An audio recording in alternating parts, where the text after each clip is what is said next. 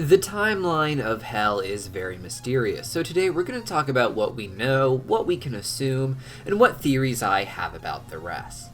My name's Deepcut, welcome back to Cartoon Universe. I'm still sick at the time of recording this, but it would make me feel better if you click that subscribe button if you haven't already.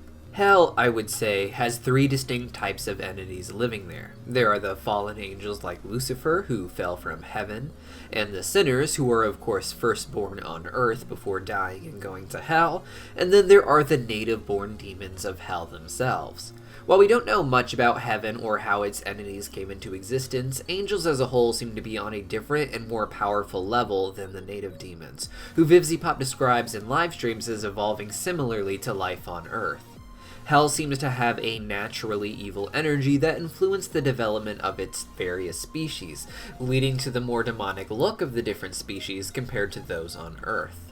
Hell is made up of 7 rings stacked on top of each other, with travel between them being done through an elaborate elevator system to lower and raise demons between the rings.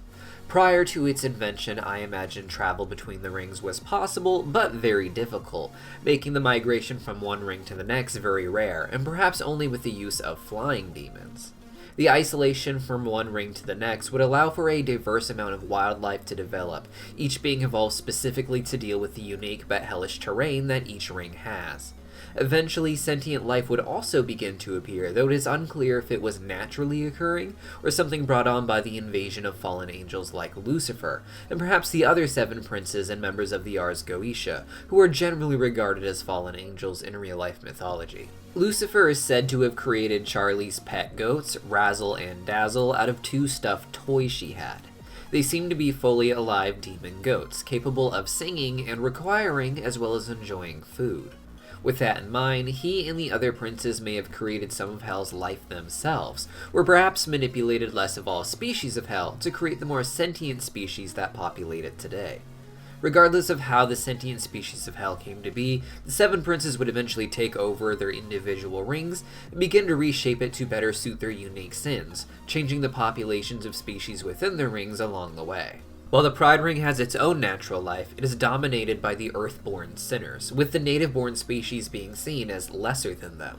While some native species with sentience may exist in the Pride Ring, they seem to be mostly powerful families instead of large populations like the Imps. I imagine it's possible that there may have been some native species in the Pride Ring early on that were either driven out or perhaps made entirely extinct by the Earthborn sinners. Since they are immortal, it would be much easier for them to launch a campaign to make another species of Hell go extinct. Imps seem to appear all over Hell in the modern era, but I don't imagine that they just naturally manifested in each ring without any relation to each other. They themselves look like the traditional idea of a devil and somewhat resemble the little depiction of Satan we see on the workout app. I imagine they were either created by Satan or had their evolution manipulated to match him in certain respects. Supporting the idea that the Imps are naturally occurring to some extent is just how much their evolution seems to be influenced by the environment of Wrath. It is a harsh and unforgiving landscape with fire twisters that often pick up Imps, leading to their deaths. The Imps of Wrath in the modern era are mostly responsible for farming all of the food that Hell eats. Their cattle is much more demonic and powerful than ours on Earth, and as such, the Imps have to be very strong in order to farm and slaughter all of Hell's food. Below Wrath, we have the Gluttony Ring, which is believed to be home to Hellhounds primarily. This assumption comes from the Hellhound party in the Gluttony Ring from the delayed episode 8 of Season 1. Backing this up, however, is Blitz's adoption photo of Luna, where we see the signature on it is from someone named B.E.L., which I assume to be short for Belphegor, which is the prince of the Sloth Ring. However, VivziePop and series writer Adam Nalen confirmed in the recent Patreon Q&A that it is actually meant to spell B-E-E, and that the second E just came out a little bit too big.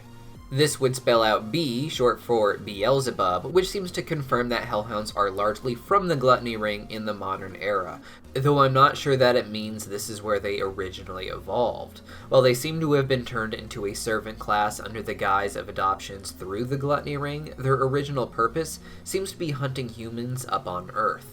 This makes me wonder if they naturally evolved in another ring like Wrath alongside the Imps, though their two cultures seem to be pretty distant, with the Wrath Imps mostly ignoring Luna, not being sure how to even address her. Below the Gluttony Ring is the Greed Ring, which I believe to be home to several species. It is ruled over by Mammon, who we have not actually seen in the show, but is depicted on contracts and money as being a creepy jester, perhaps skeleton-looking. This seems to inspire the look of several demons, each having various shapes, but all having a skeleton theme and jester costume with a green scheme. Because of their different shapes, it's possible they aren't one species, and instead are just various species from the Greed Ring or even elsewhere, dressing up as a jester to look like Mammon, the same way that Fizzarali does, even though he is not from the Greed Ring as far as we can tell. In addition to these, we also see a lot of aquatic-themed demons in the background of the show who I think might be from this ring. These, as well as the skeleton jesters, don't actually appear in the Greed Ring from episode 2, but appear to have traveled to the Lust Ring for the same reason as Moxie and Millie, to enjoy the Osmodeus Club. According to Blitz in episode 3, the nearest ocean is 3 rings down from Pride, which would be the Greed Ring. With him saying nearest, there is undoubtedly more oceans, just further down. But it is the Greed Ring that I think a lot of the aquatic life comes from, particularly the shark demons. These shark demons appear to be mob sharks, making them a perfect species to be from the Greed Ring as opposed to an ocean from other rings. Below the Greed Ring is the Lust Ring, which is of course home to Succubus and Incubus. Asmodeus rules over them, and I imagine they weren't naturally sexy before he and the other princes took over Hell.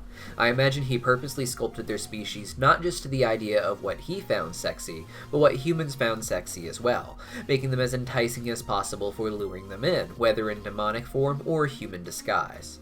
While we don't see any other sentient species or wildlife that appear to be from this ring in particular, their biology is likely going to be shaped by the dark sky, which gives the impression that it is always night, as well as the never-ending rain, which I believe to be leaking from the ocean in the Greed Ring above them. In the Lust Ring, we also see imps who are not just taller than the Wrath Imps, but taller than Blitz, who is considered a tall imp already. Additionally, they have wings like Succubus do. As the species travel through Hell, they eventually intermingle and mixed species children seem to appear. You can see examples of these in the background character art, which features a lot of demons who seem to be half of one species and half of another.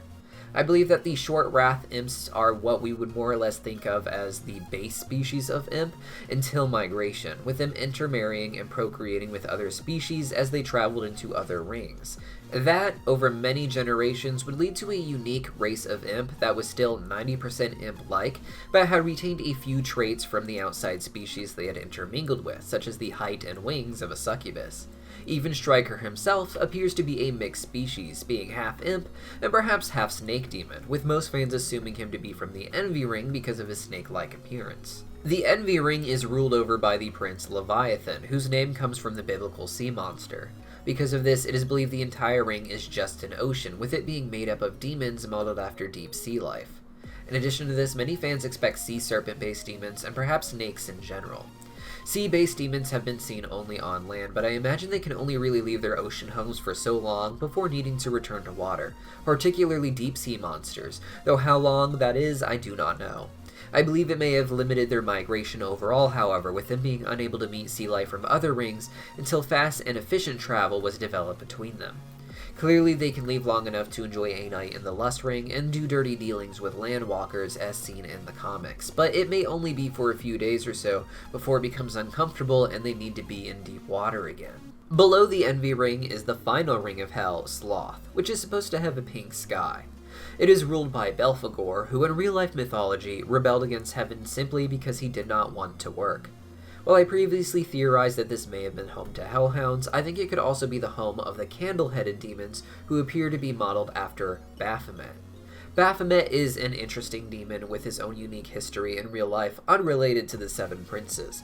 In addition to having this little species, he also appears to be an icon in Hell that other species can hold in high regard, such as Millie's brother, who has a Baphomet tattoo on his arm. They could be from any ring, or perhaps not any ring in particular, being a later creation of the demon Baphomet himself, as he appears to be, historically, a later addition in demonology. Regardless, with the Sloth Ring not having any known species, I think this might be a good place for the Candleheads to be from, though this is just a guess by process of elimination.